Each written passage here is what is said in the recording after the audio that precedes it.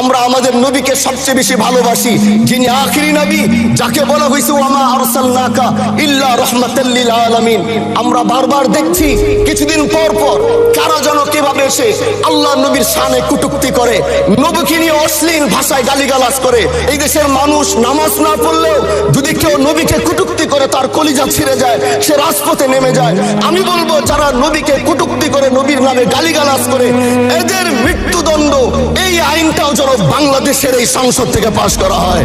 মাননীয় স্পিকার, এলাকায় বলেছিলাম যে আমরা ন্যায়ের পক্ষে কথা বলবো, ইনসাফের পক্ষে কথা বলবো। তখন অনেকে হাত ধরে বলেছিল, হামজালা ভাই জাতীয় সংসদে যখন যাবেন একটু বললেন হাদি হত্যার বিচারটা যেন হয়। ন্যায়ের পক্ষে কথা বলেছিল, ইনসাফের আওয়াজ দিয়েছিল।